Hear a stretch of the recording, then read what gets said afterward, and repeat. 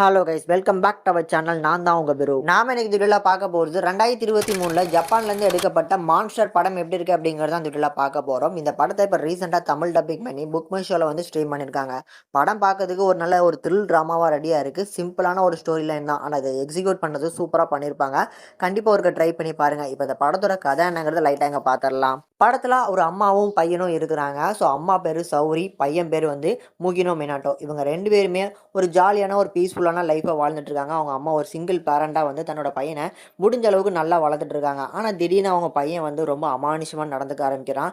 So வந்து முடி வெட்டுறதா இருக்கட்டும், நைட்டு அன்டயத்தில் வந்து ஒரு குகைக்குள்ளே போயிட்டு அங்கேருந்து மான்ஸ்டர் யார் மான்ஸ்டர் யார் அப்படிங்கிற மாதிரி கத்துறதா இருக்கட்டும், கார்லேருந்து கீழே விழுற மாதிரி இந்த மாதிரிலாம் நிறைய விஷயங்கள் பண்ணுறான். அதை வந்து அவங்க அம்மா வந்து கூட்டு வச்சு விசாரிக்கிறாங்க, என்ன நடந்துச்சு, ஏன் இப்படி பிஹேவ் பண்ணுறா அப்படிங்கும்போது, ஸ்கூலில் இந்த மாதிரி என்ன வந்து பன்னி மூளை அப்படிங்கிற மாதிரி சொல்கிறாங்க, எனக்கு அப்படி தான் பன்னி மூலையாமல் இருக்குது அப்படிங்கிற மாதிரி அவங்க அம்மாட்ட கேட்க, ஸோ அவங்க ஸ்கூல் டீச்சர் தான் இந்த மாதிரி சொல்லியிருக்காங்கன்னு சொன்னோன்னே ஸ்கூல் மேனேஜ்மெண்ட் கிட்ட போய் அவங்க அம்மா பேசுகிறாங்க. இந்த மாதிரி ஹோரி அப்படிங்கிற ஒரு டீச்சர் வந்து இவனை வந்து ரொம்ப ஹார்ஷாக பிஹேவ் பண்ணியிருக்காங்க, அடிச்சிருக்கிறாங்க. இந்த மாதிரியான தாட்லாம் வந்து அவங்க ஸ்கூல் மேனேஜ்மெண்ட்டில் வச்சாலும் ஸ்கூல் மேனேஜ்மெண்ட் வந்து ஒரு உடஞ்ச டேப் ரிகார்ட் மாதிரி சொன்னதே வந்து சொல்லி, சாரி நாங்கள் பண்ணது எங்கள் தப்பு தான் அப்படிங்கிற மாதிரி எங்களோட இன்ஸ்ட்ரக்ஷனை மீறி அவர் வந்து இது பண்ணிட்டாரு அப்படிங்கிற மாதிரி உடஞ்ச டேப் ரிகார்ட் மாதிரி ஒரே விஷயத்த சொல்லி சொல்லி கடுப்பேற்றுறாங்க. ஸோ இப்படி உண்மைக்குமே அந்த டீச்சர் தான் வந்து காரணமா அப்படின்னு ஒரு பாயிண்ட் ஆஃப் வியூவில் போகும்போது தான் தெரியுது உண்மைக்குமே அப்படி நடக்கவே இல்லை அப்படிங்கிறது. ஸோ இந்த படத்தோட கதையை எப்படி எடுத்திருப்பாங்கன்னா, இந்த பையன் எப்படி பிஹேவ் பண்ணியிருக்கானா அதுக்கான காரணம் என்ன அப்படின்னு ஃபஸ்ட்டு அவங்க அம்மாவோட பாயிண்ட் ஆஃப் வியூவில் எடுத்திருப்பாங்க. செகண்ட் வந்து அந்த டீச்சரோட பாயிண்ட் ஆஃப் வியூவில் என்ன நடந்துச்சு அப்படிங்கிற மாதிரி சொல்லுவாங்க. அண்ட் கிளியர் அண்ட் கட்டாக இந்த நடந்த எல்லா விஷயத்துக்கும் தன்னோட பையன், அந்த பையன் இருக்கான் பார்த்தீங்களா முகினோ மினாட்டோ, அவனோட பாயிண்ட் ஆஃப் வியூவில் என்ன நடந்துச்சு, அது எதுக்காக எப்படி பிஹேவ் பண்ணுறான் அப்படிங்கிறத லாஸ்ட்டாக காமிச்சிருப்பாங்க.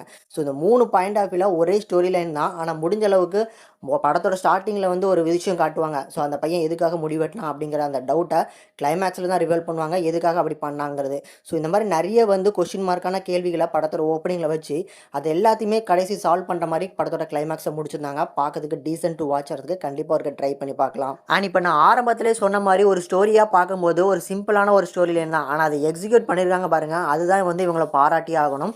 எந்த இடத்துலையுமே போரிங் இல்லாமல் என்னென்ன நடந்திருக்கும் அப்படிங்கிறத அந்த சுவாரஸ்யத்தை தூண்டுற மாதிரி இந்த படத்தோட ஸ்க்ரீன் பிளேவை அமைச்சு கொடுத்துருப்பாங்க. ஸோ ஒவ்வொரு சஸ்பென்ஸும் எதுக்காக நடக்குது, அது எதுக்காக பண்ணாங்க அப்படிங்கிறது ஒரு சைடில் நம்ம ஸ்கூல் மேனேஜ்மெண்ட்டில் அந்த டீச்சர் தான் பண்ணியிருப்பாங்க அப்படின்னு ஃபஸ்ட் ஆஃப் வரைக்கும் நினச்சிட்டு இருப்போம். ஆனால் அந்த டீச்சரோட பாயிண்ட் ஆஃப் வியூவில் வந்து வரும்போது உண்மைக்குமே இப்படி நடந்திருக்கு அப்படிங்கிற ஒரு தாட் நம்மளுக்கு தெரிய வரும். அதுக்கப்புறமும் என்ன நடந்திருக்குங்கிறத டீட்டெயிலாக லாஸ்ட்டாக வந்து அந்த பையனோட வியூலேருந்து சொல்லுவாங்க பாருங்கள். ரொம்ப அமேசிங்காக எக்ஸிக்யூட் பண்ணியிருக்காங்க. அந்த பையனுக்கு ஒரு குட்டி ஃப்ரெண்டாக வருவான், அவர் சூப்பரான ஒரு பர்ஃபார்மன்ஸ். இந்த 2 பையங்கள் தான் வந்து நல்ல ஒரு பர்ஃபார்மன்ஸ் அவுட்புட்டாக கொடுத்துருக்காங்க நான் கண்டிப்பாக சொல்லுவேன். ஏன்னா படத்தோட கிளைமேக்ஸில் இவங்களை வச்சு தான் படமே வரப்போகுது. ஸோ அவங்க 2 பேரோட பர்ஃபார்மன்ஸ் எனக்கு கண்டிப்பாக ரொம்ப பிடிச்சிருந்தது. அதை தாண்டி ஹீரோவும் அந்த டீச்சரும் சூப்பரான ஒரு பர்ஃபார்மன்ஸை கொடுத்துருக்காங்க. தென் படத்தோட தமிழ் டப்பிங் எப்படி இருக்குன்னு கேட்டிங்கன்னா, ஓரளவுக்கு நீட்டான ஒரு ப்ரெசன்டேஷன் சூப்பராக அமேசிங்காக பண்ணி கொடுத்துருக்காங்க. ஸோ படத்தில் பெரிய டிஸ்டர்பிங்கான விஷுவல்லாம் எதுவுமே கிடையாது, ஃபேமிலியோட பார்க்குற மாதிரி தான் அந்த படத்தை எடுத்திருக்காங்க. இந்த படத்துக்கு நம்ம சேனல் அந்த ரேட்டிங் 5க்கு 4.1 வரைக்கும் ரேஷியோ கொடுக்கும். ஒரு மஸ்ட் வாட்சபிள் மூவியை நான் உங்களுக்கு ரெக்கமெண்ட் பண்ணுறேன், கண்டிப்பாக ட்ரை பண்ணி பாருங்கள்.